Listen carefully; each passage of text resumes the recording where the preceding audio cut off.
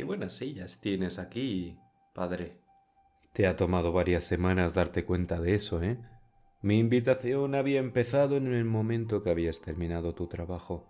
Ahora dime, ¿por qué has tardado 2 semanas en venir a visitarme? ¿Acaso has tomado un descanso? Sí, la verdad es que sí. Viendo que usted no me llamó para otra misión, supuse que había entendido mi descanso.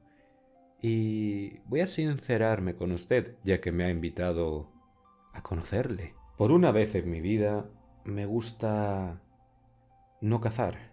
Y sobre todo me gusta no cazar cuando estoy pescando, aunque hay ocasiones que incluso cuando pesco tengo que trabajar. Pero bueno, ahora hablemos de usted. Padre, usted no parece el típico Lich. Le dije, mientras le miraba de arriba abajo. El hombre, aunque pálido, sí, era humano. No había descomposición, ni mirada esquelética, no había vestigios de la muerte. Es más, el hombre olía realmente bien, una mezcla entre menta y jazmín. La verdad es que le daba un toque muy elegante. Al ya de por sí porte que tenía su toga, igual que cualquier otro cura. Es cierto que no parezco el típico Lich, porque no lo soy. No hice ningún pacto con algún ser sacrílego o algún dios pagano. A mí me dejó volver la propia muerte. Hice un pacto con el ángel de la muerte. El ángel de la muerte escasa vez hace pactos, y normalmente cuando lo hace, uno se vuelve aquel que llaman segador.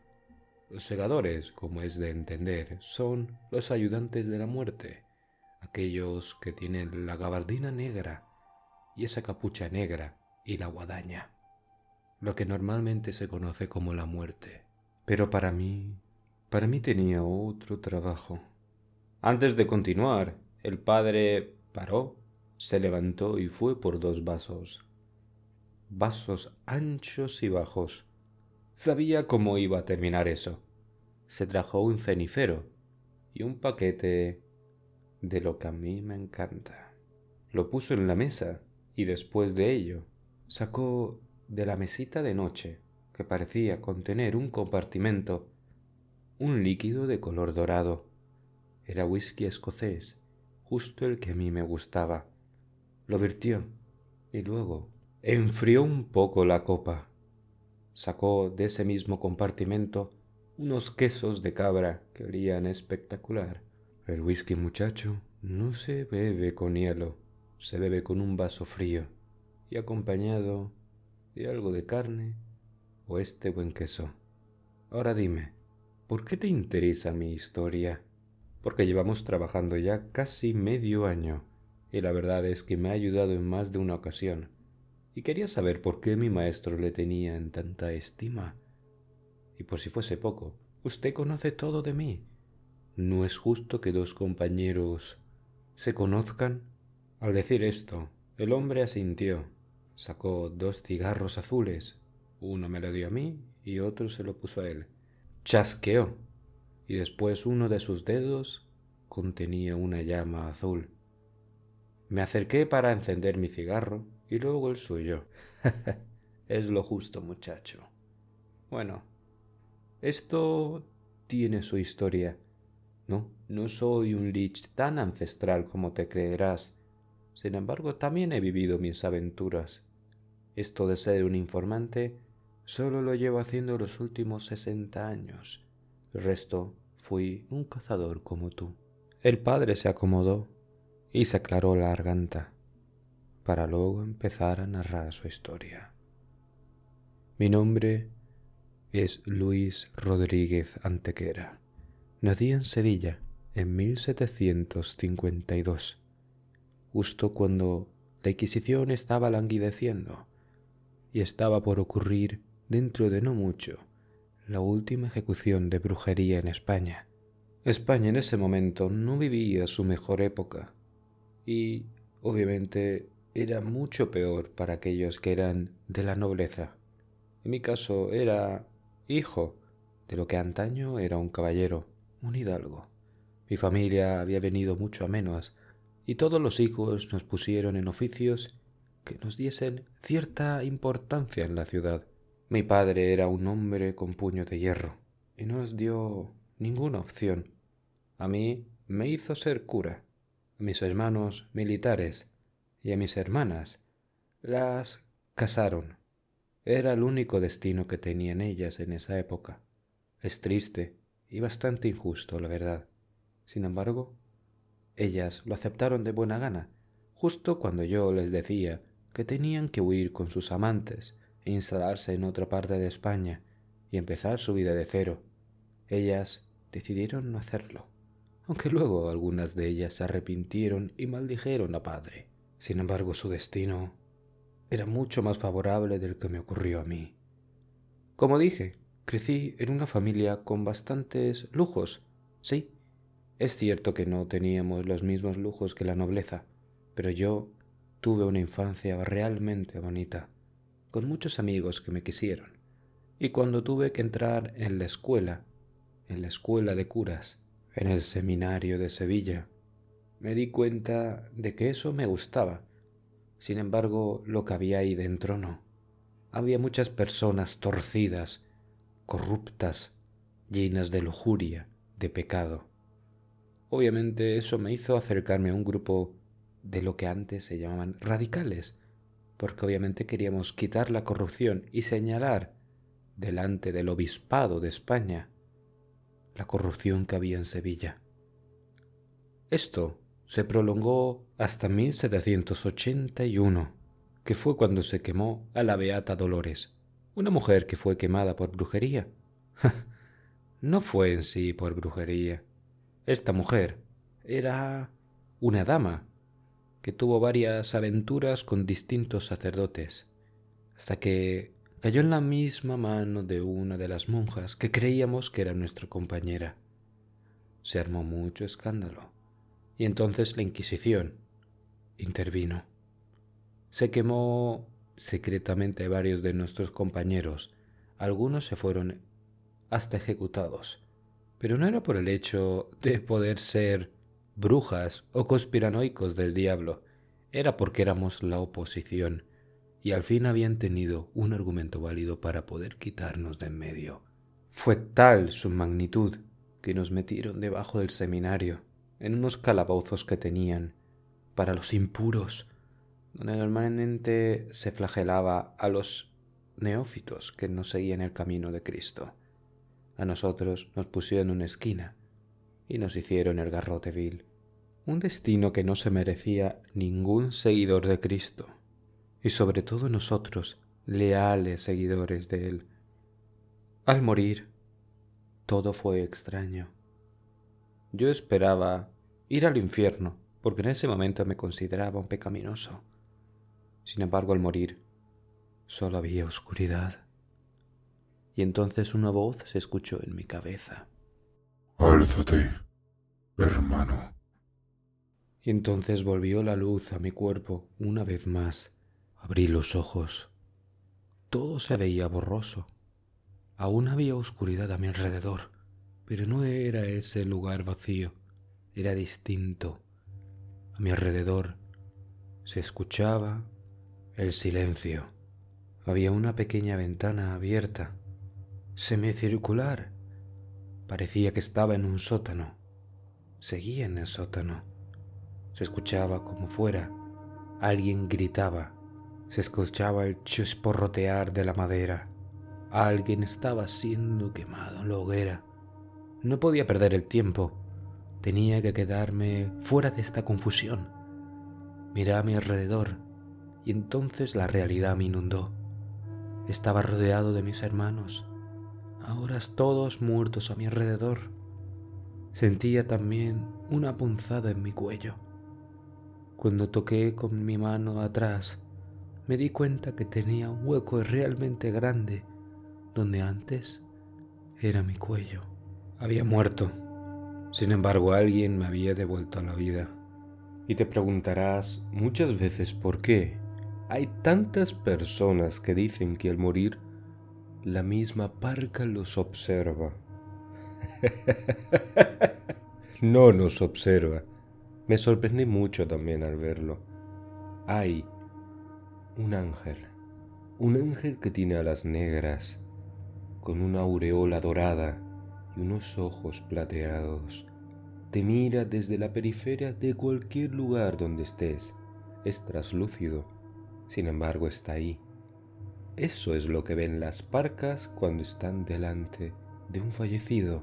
Ese ángel les dice el veredicto. Tiene muchos nombres. Algunos incluso lo confunden con Samael. Sin embargo, comúnmente le dicen Azrael, pero su nombre es Mavet, que en el judaísmo significa muerte. Por eso sentimos todos la sensación de la muerte vio a través de mí, porque es cierto, la parca no te está observando a ti, la parca observa a la muerte y acepta el veredicto. Y aquí estaba mi nuevo jefe ahora, diciéndome qué es lo que iba a hacer a continuación. Se te ha concedido una segunda oportunidad. Trabajarás para el cielo. De lo contrario, estabas viendo tu pequeño descenso a los abismos. Estabas en la antesala del infierno. Luego sería tu juicio. Sin embargo, yo te vi útil, así que ahora cazarás a aquellos que no están en el orden natural de la vida. ¿Orden natural de la vida? ¿A qué se refería Azrael con eso? No seas impaciente, cazador. Déjame que te lo explique paso a paso. No tiene sentido que te lo diga todo ahora.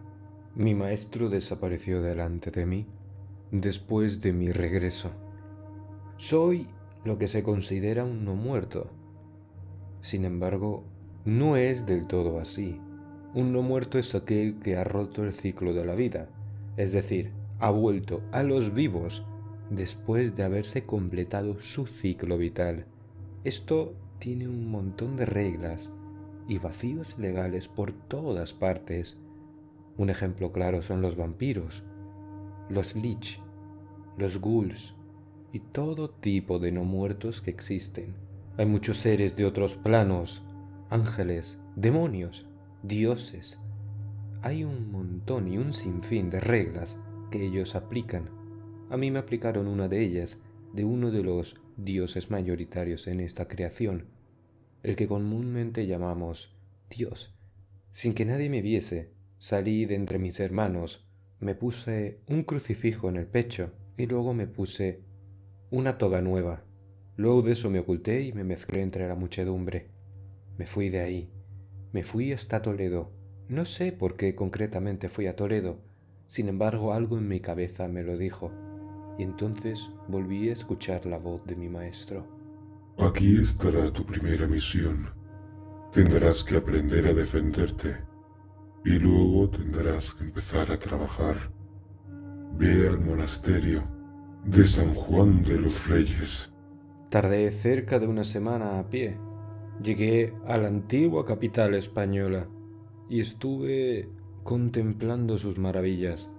Fui por las calles y me sentía realmente poco adecuado para ellas, después de una semana de estar en el camino lleno de barro y lleno de suciedad, junto a mis escasos víveres y mi escasa propiedad, que era, simple y llanamente, mi cuerpo. Me sentía miserable, pero era de entender. Había aceptado un nuevo trabajo y ahora tenía que hacerle frente. Estaba delante del monasterio y las campanas de las 12 sonaron. Las puertas principales estaban entreabiertas para que los feligreses pudieran andar tranquilamente de hacia dentro y hacia afuera. Yo entré y un padre me vio. «Oh, hermano, ¿de dónde viene usted? ¿En qué puedo ayudarle? ¿Por qué viene en tan ostentoso repertorio de aspectos macabros? Es una larga historia. ¿Me puede pasar con los monjes? Tengo que hablar con mis hermanos». El padre, boca abierto, asintió. «Claro, claro, será un placer presentarle a sus hermanos. Ha tenido un largo viaje. ¿De dónde viene usted? De donde la mano de nuestro Dios nos mueva. Ahora, si es tan amable, ¿podría conducirme?» No quería dar ningún dato innecesario, así que oculté de dónde venía, y me llevaron ante un anciano monje. Parecía ser el jefe de ese lugar. Le llamaban el monje Elías de Toledo. Algunos lo conocían como el exorcista del alba. Se decía que era un exorcista aceptado por el propio Papa. El hombre, al verme, se puso serio e intentó forzar una sonrisa. «Salgan todos de la habitación, por favor. Y muchas gracias, padre, por haber traído a este extraño hermano. Ahora retírese». Hizo un ademán con la mano y todos saludaron antes de irse. «¿Quién es su merced, hermano? ¿Es uno de los nuestros?», dijo el cano monje, poniéndose muy serio y metiendo la mano debajo de su escritorio, pareciendo preparado para hacer lo propio. Yo levanté la mano, sabiendo que podría atacarme con alguna arma. «No, hermano. Vengo de Sevilla. Tengo un trabajo muy importante que hacer aquí. Aún no sé los detalles, pero yo tampoco termino de entenderlo del todo. He vuelto a la vida, hermano. El propio ángel de la muerte me ha conducido aquí». El hombre se quedó boquiabierto. Su expresión sorprendida se desvaneció muy rápido y luego se quedó en tono pensativo mientras tocaba con un dedo su mentón. El hombre en ese momento fue a uno de sus armarios y sacó una botella. Creí que era de agua bendita porque tenía la cruz escrita en ese pequeño bote de cristal. Se acercó a mí con tono sereno y con una mirada menos agresiva, aunque aún me estaba analizando. «Deme la mano si es tan amable». Yo enseñé mi sucia mano, llena de suciedad y de polvo del camino. Él no le importó en absoluto. Me remangó una de las mangas y me puso agua en la mano. Luego me la subió por el antebrazo y algo maravilloso pasó. Un extraño tatuaje con un glifo que no había visto en mi vida. Parecía casi rúnico. Había aparecido delante de mí con un tono plateado y un pequeño brillo plateado también. «Vaya, parece ser que usted es mi reemplazo», dijo el monje relajado. Su mirada se serenó profundamente y las lágrimas empezaron a aparecer en su rostro. «¿A qué se refiere con eso? Mire, todos tenemos nuestras elecciones. Yo fallecí, igual que usted, y volví a la vida. No se engañe, hermano. No somos inmortales. Bueno, lo somos hasta que completamos nuestro trabajo. Como verá, yo ya soy un anciano. Y pese a lo que usted cree, cuando terminemos nuestro trabajo, Él de verdad nos libera y nos permite envejecer como otro ser humano, devolviéndonos al ciclo de la vida una vez que nuestro trabajo ha terminado. Nosotros tenemos que formar a nuestro siguiente reemplazo y así el ciclo continúa. Las profundas palabras de Elías me llenaron de convicción y yo me alegré de ser el sustituto de tal hombre. El miedo, sin embargo, me invadió y le dije con toda la seguridad del mundo: «Gran Elías, ¿usted cree que yo seré un reemplazo digno de alguien de su calibre?» «Deja esas palabras. A mí no me gusta la pompa. Si tu convicción es tan grande como tu elocuencia, seguramente lo sea. De lo contrario, caerás en batalla y romperás este legado santo que nos ha dado Azrael». En varias ocasiones se rompió, y varios de nuestros hermanos cayeron en batalla, y él tuvo que hacer el lazo de nuevo. Sin embargo, la última vez que pasó fue en el 730. Hasta este momento no ha vuelto a pasar. No serás tú el que vuelva a romperlo, ¿verdad?, me dijo el gran Elías. Después de eso, me condujo a un lugar que parecían unos baños. Mi primera tarea era asearme, y luego iba a venir con él al sótano. El sótano parecía otra bodega cualquiera, una bodega donde había vino y demás enseres propios de los monjes. Sin embargo, el hermano apretó uno de los ladrillos y la pared empezó a moverse. Empujamos la pared y nos dimos cuenta que era una puerta secreta. Ese sótano conducía a unas escaleras que bajaban más aún, y tras seguirlo, después de poner la puerta oculta, de nuevo oculta, llegamos a un segundo sótano. Este lugar era increíble. Estaba lleno de armas de todo tipo, armaduras de mallas, gambesones, cueros. No había ninguna armadura pesada. Curiosamente, había todo tipo de emblemas y cruces en las distintas armaduras. Había cruces protestantes, cruces ortodoxas y distintas cruces de distintas órdenes militares, como por ejemplo los templarios, los teutones o los famosos dragones. El hermano me enseñó también unos aposentos, donde había varios cuartos libres, y ahí había 2 hermanos más. Estos hermanos, en un inicio pensé que eran otros monjes. Craso error. Uno de ellos era alguien que pertenecía a un linaje legendario, un linaje que yo no había escuchado hasta la fecha, pero en el mundo de los cazadores de monstruos eran leyenda, los Van Helsing. Este hombre concretamente era de una rama secundaria de los Van Helsing. Su nombre, Fray Sebastián de Valcárcel, un monje dominicano que servía en la Inquisición. Bueno, lo que antes era la Inquisición, puesto que él mismo decía que ya no le quedaba mucho a la Inquisición, y debido a los actos atroces que hacía, se había alejado de Dios. El hermano Elías me ha dicho que estos serían mis 2 compañeros veteranos a los que tendría que seguir y aprender de todo lo que me enseñasen. Y así lo hice. Estuve entrenando con ellos durante 6 meses. Después de entrenar y aprender un montón de hechizos, técnicas y armas en ese lugar, Elías dijo que estaba preparado para mi primera caza. Al fin podía completar una de las tareas que me había dado Azrael. Esa noche era lluviosa. Elías me había dicho que iría con Fray a una localidad circundante a Toledo, pero antes teníamos que prepararnos. El hermano nos hizo unos ritos de purificación.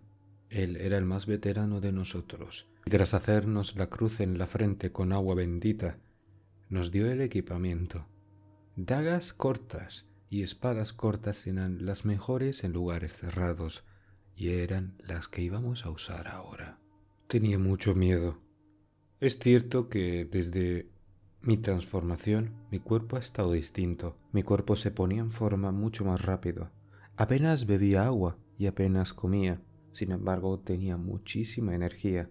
Era casi como si absorbiese la energía de mi alrededor, como si la propia energía que estuviese flotando alrededor nuestra entrase a través de mis poros por voluntad propia. No entendía aún por qué y no encontré muchos detalles en los libros. Cuando le preguntaba a Elías, él simple y llanamente cambiaba de conversación y me decía: tarde o temprano encontrarás la respuesta. Era lo único que me decía. Y heme aquí, de noche, en una pequeña localidad de Toledo, junto a mi compañero Fray, que estaba acechando un callejón. Veía una silueta que estaba agachada, y en ese momento se abalanzó sobre ella. Yo le seguí de cerca y me di cuenta de que, pese a ser humano y no ser un ser de la noche como lo que teníamos delante, era también muy ágil. Atacó al ser por la espalda y éste rápidamente se dio la vuelta, escuchándose un golpe metálico. Al mirarlo de cerca por su costado izquierdo, me di cuenta de que tenía unas garras realmente largas y usó para defenderse del puñal de Fray. En ese momento el ser movió la mano como si fuese algo aburrido lo que Fray había hecho y lanzó a Fray volando hacia atrás. Él cayó grácilmente de pie y, pese a estar lejos, empezó a cargar de nuevo, pero el objetivo del ser ahora era yo, que era el que estaba muy cerca de él. Intentó atacarme con sus garras y las esquivé cuando atacó mi costado. Me dejó muy expuesto su cuello y yo no dudé un solo instante en darle un tajo que le rebanó la cabeza de cuajo. El ser, sin embargo, no cayó inerte. Durante unos segundos su cuerpo me siguió atacando, viendo cómo sus propios ojos me miraban a los míos. Pero tras varios golpes fallidos, perdiendo ya coordinación, el cuerpo cayó al suelo. En ese momento, Fry se acercó a mí y me habló muy tranquilamente. Una cosa que nunca dicen en los libros es que no mueren al instante estos vampiros. Tardan un poco y eso es peligroso. Has tenido un buen instinto. Improvisar es el arte del cazador. No importa lo que planeemos, siempre habrá sorpresas. Pese a su voz áspera, siempre había sonado tranquilo para mí, y aunque él intentase forzar la tranquilidad en su voz, sabía que estaba nervioso. Además, señaló un callejón y me di cuenta de que ahí había rastros de sangre. Ese callejón conducía a unas alcantarillas. Parecía que el trabajo no había acabado.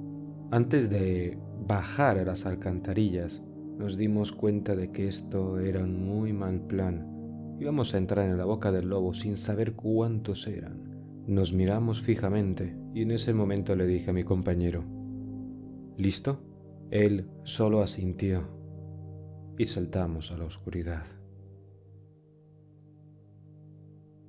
Si eres nuevo en el canal y quieres preguntarte de dónde viene esta saga, te dejaré una lista que, como podrás ver, tiene muchos vídeos. La lista tiene como nombre el que estás viendo en pantalla.